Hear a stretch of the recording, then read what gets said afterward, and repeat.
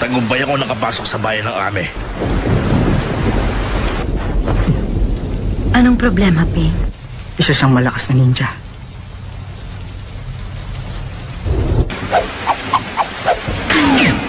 Ano, handa ka na?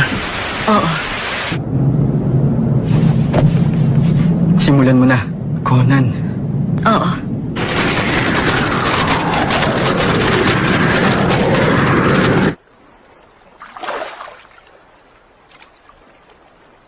Pumunta ka sa bayan ng Konoha at kung maaari, bilisan mo.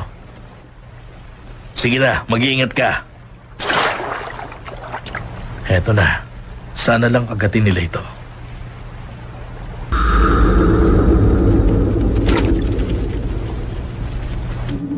Sino siya? Si Sir Jiraiya. Ganun ba? Anong balak mong gawin? Ano sa tingin mo, Conan? Hindi naman natin siya kakampihin, di ba? Isa pa, lumipat ako sa katawang ito para patayin ang dumating na tagalabas. Dalhin mo ako sa kanya. Pain, kung ayos lang sa'yo, ako muna ang bahalang humarap sa kanya.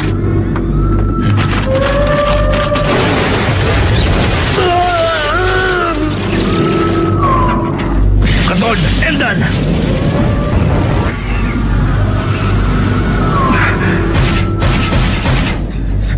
Si Pain talaga ang pakay ko dito. Hindi ko inaasahang ikaw ang una kong makikita, Conan. Ikaw! Ikaw ang mensahero niya! Ikaw ang Arkanghel, hindi ba? Mensahero? Arkanghel? Tagalabas mo ang lalaking to! Isa siyang kalaban! Sige na, umalis ka na ngayon din.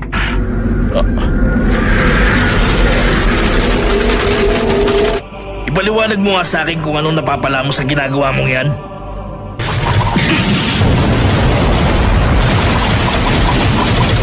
Ayunan!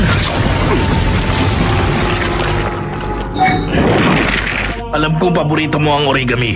At ikaw ang pinakamabait sa tatlong magkakaibigan. Anong nangyari sa'yo? Nabalitaan ko rin na namatay sila. Totoo ba yon? Sinasabi ko na nga, wala akong anumang intensyon sa inyo. Yun ay kung hindi kayo bahagi ng grupong Akatsuki.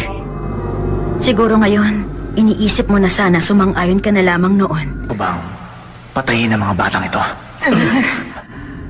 Oo, mas pinili mong iligtas kaming tatlo sa kamatayan. At siguro nagsisisi ka. Hindi ko pinagsisisihan na mas pinili ko mabuhay kayong tatlo. Para makaya niyong humarap sa hamon ng buhay. Naging mga estudyante ko kayong tatlo. Ilang taon pagkatapos natin maghiwa-hiwalay, naririnig ko pa rin ang mga pangalan ninyo. Hindi mo alam kung anong nangyari sa amin mula nang iwan mo kami. Tama ka, hindi ko nga alam ang nangyari. Wala akong magagawa kung yan ang pananaw mo sa prinsipyo ko. Opinyon mo yan, Sir Jiraiya.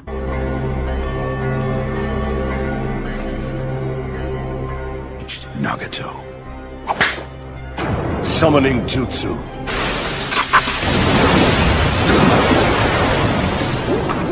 Back.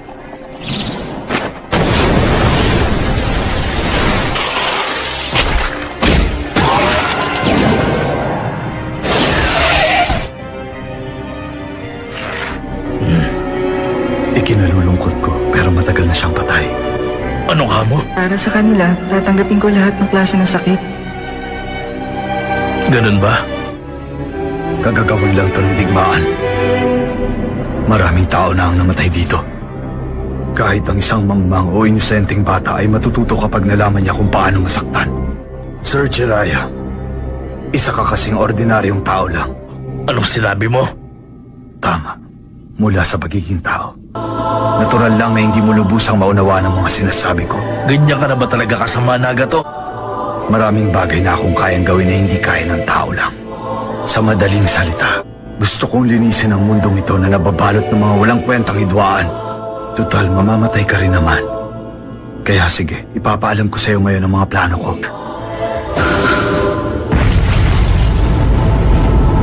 At sa paanong paraan naman kaya makakatulong yan para matigil ng mga digmaan? Ano sa tingin mo ang pinakamadaling paraan para ukasan ang lahat ng yon, Sir Jiraiya?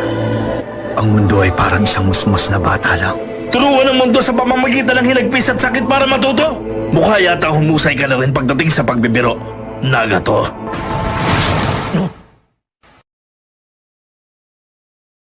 Doll. Summoning technique! Masdan ang luhang dugong nag-uumabang sa galit! Mula sa Senin, lilipat ako sa Senin mode! Hindi ka pa rin nagbago. Isip bata ka pa rin.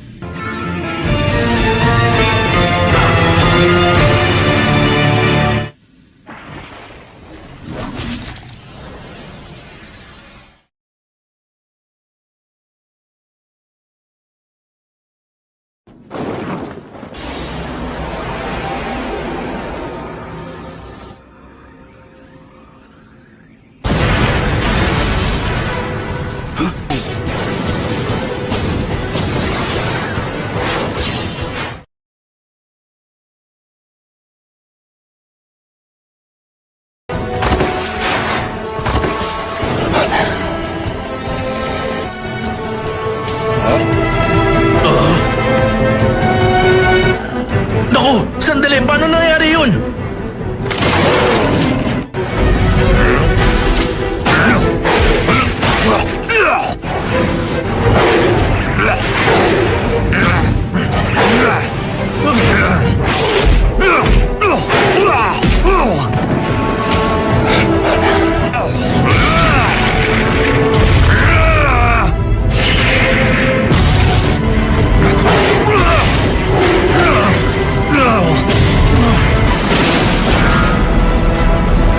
O ano, Gamaken? Ayos ka lang ba dyan? Kaya niya pala maghati sa maraming katawan at muning mabuo. Sana man lang alam natin kung ano yun. Isa-isa natin silang tapusin. Pumunta tayo sa isang masigip na lugar.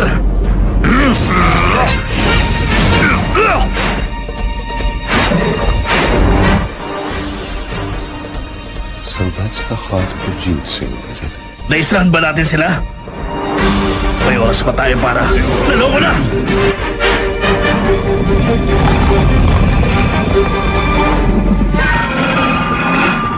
Mukhang tayo pa ngayon ang naisahan ng mga to.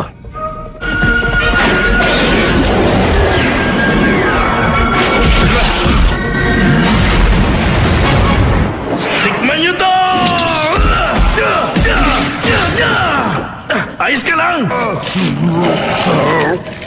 Pasensya na.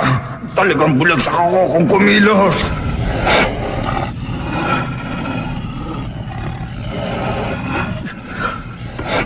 Mabuti pa magpahinga ka na lang muna rito, Gamaken. Pero para sa dambuhalang palaka ng bundok ng Myobo ko, para lang kayo makukulit na langaw sa panangalian! Ha!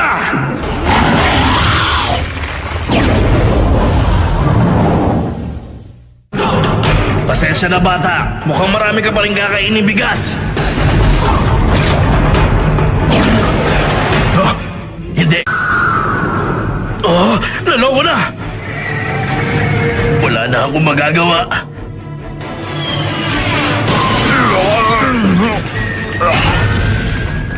Konting tiis pa, Gamaken. Patay na. Ano yun? Oh. Loko yun na!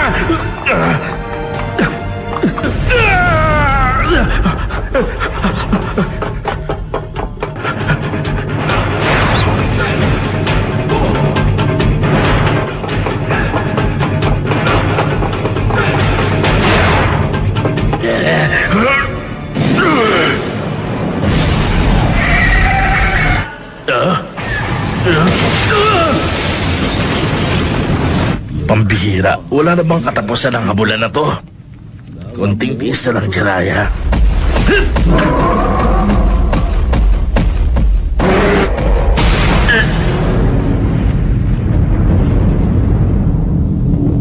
Natagalan ako ng konti.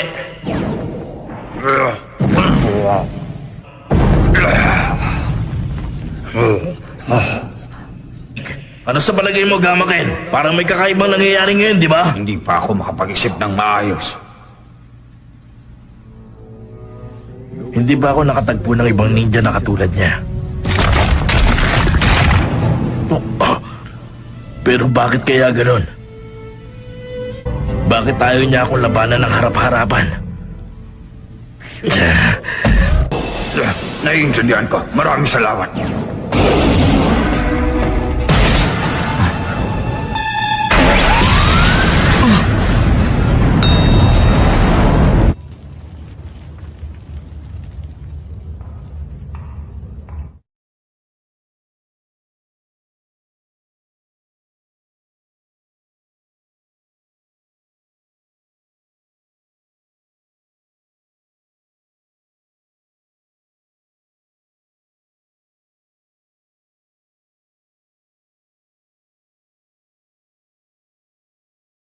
Sa palagay ko, kailangan mo nang matutunan kung paano gamitin ang Zenin mode nang wala ang tulong naming dalawa, Jiraiya. Tapusin na natin ang labang to! Nagpakahirap siya ng gusto para lang tawagin ang dalawang palakang yon. Hindi. Mukhang iba-iba talaga ang katangian ng mga Sanin. O ano? Nasaan na ba siya? Kanina pumasok siya sa loob ng isang tinawag niyang hayop na merong kakayang itago ang sarili sa paligid.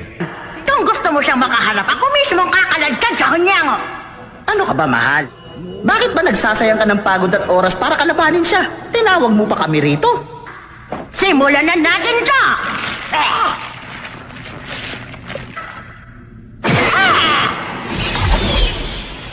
Ang bilis.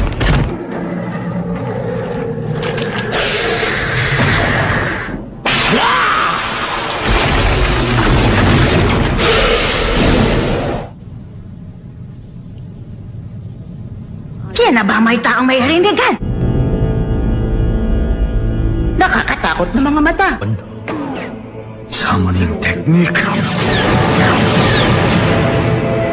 Mga tao naman ang naisip niyang tawagin ngayon.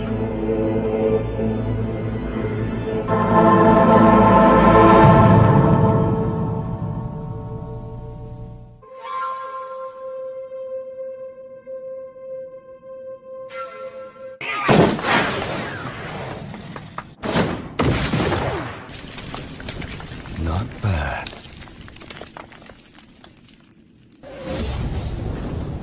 Sage Art, bath of boiling oil!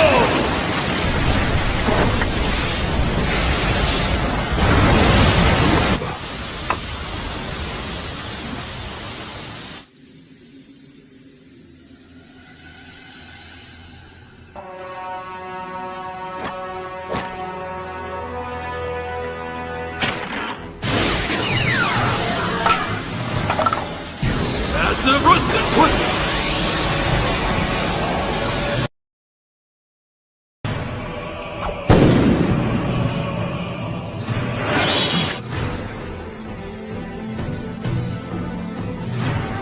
Cabaret Zenman!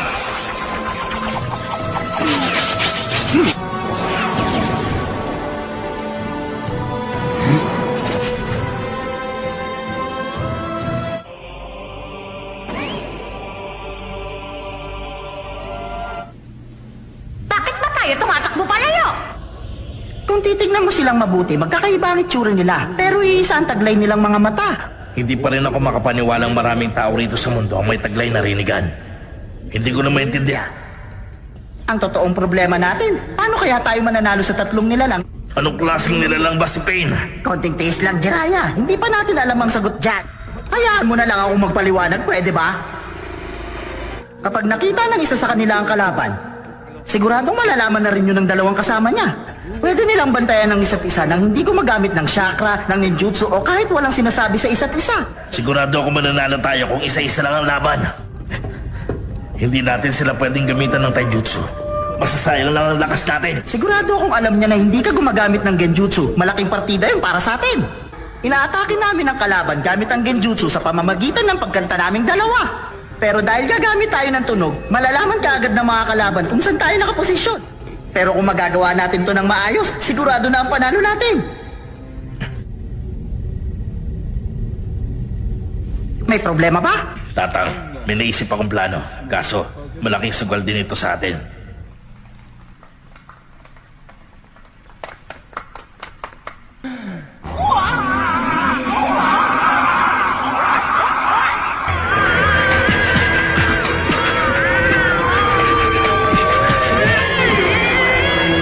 Gagi, Bunjin. Ito pala ang plano mo. Magaling. Mukhang tagumpay ang plano namin. Summoning technique lang ang kayang gamitin ng isa.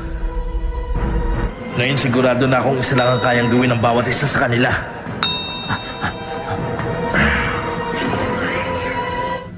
Ibig sabihin, isa na lang sa kanilang tatlo. O nakakakita sa akin ngayon? Hindi ako makagalaw. Sa wakas, isa sa isa na ang laban nating dalawa.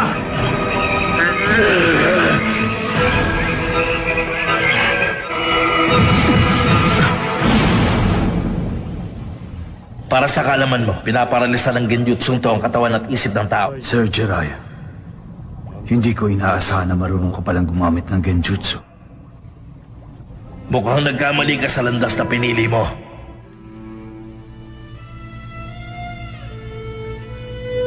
Ganun ba?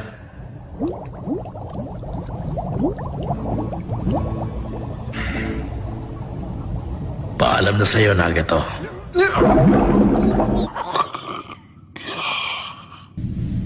Sa wakas, natapos na rin to. Ay, ang sakit sa lalamunan ng genjutsu na yun. Lalong-lalo na ngayon, matagal ako walang ensayo. Tapos na ang laban. Pwede na kayong magpahinga ngayon. Sabi mo sa akin, huwag ako magpapabay. Sir Jiraiya.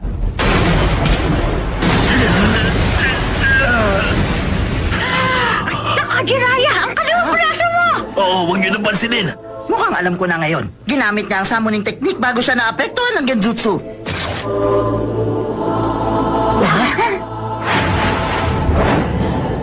Kami ang anim na landas. Ang Pain Rikudo. Kasama na nila yung tatlong tinapos natin kanina! Pero makapangyarihan ng genjutsu na ginamit natin. Sabihin mo, anong klaseng nilalang ka ba talaga, Pain? Ako si Pain.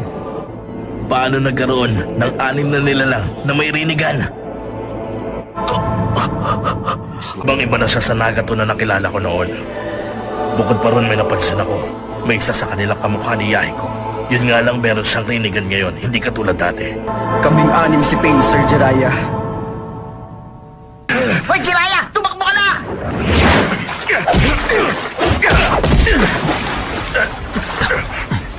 Kahit malaman mo ang kasagutan, hindi ka pa rin mananalo sa akin. Sumuko na lang tayo, Jiraiya!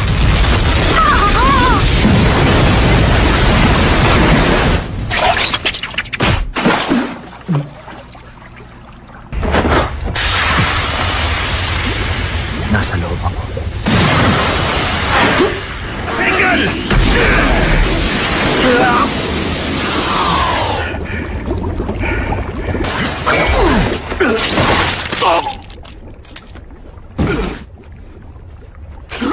Ay, kaya mo pa ba, Jiraiya? Hindi ko makontrol ang chakra ko. Dahil yan! Gumagamit din pala sila ng kakaibang sandata. Malakas ang kutob kong hindi na sila normal na tao. Hindi ako pwede magkamali. Magkamukha sila. Bakit napunta sa kanyang rinigan ni Nagato? Pinag-interesan kaya ni Yahiko ang rinigan? Gulong-gulo na ako sa mga nangyayari.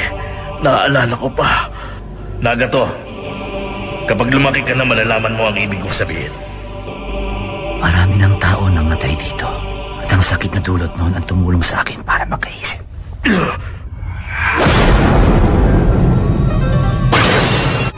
Teka sandali, ngayon naaalala ko na ang lahat. Nagkamali ako, hindi siya si Nagato. Ang totoo niyan, ako pa ang naglagay ng pilad niya sa ulo. Kaya gusto ko silang harapin uli para kumpirmahin ang isang bagay. Kaya kung pwede umalis na kayong dalawa.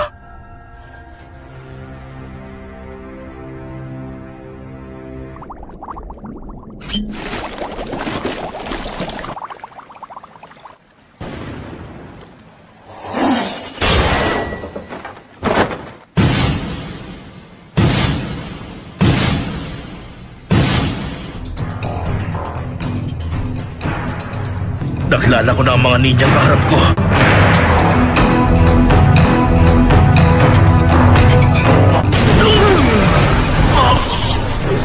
Ang lahat, Sir Jiraiya! Kailangan kong sabihin kay Tatang ang nadiskubre ko. Huwag kang bibitiw, Jiraiya! Pagbihira, ang malas ko naman. Ito na ba ang magiging katapusan ko?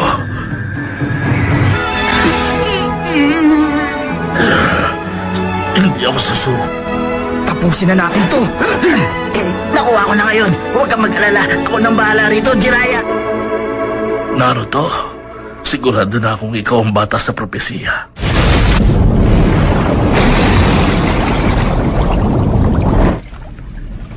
Nakatakas yung palaka. Hindi ko na siya maramdaman dito.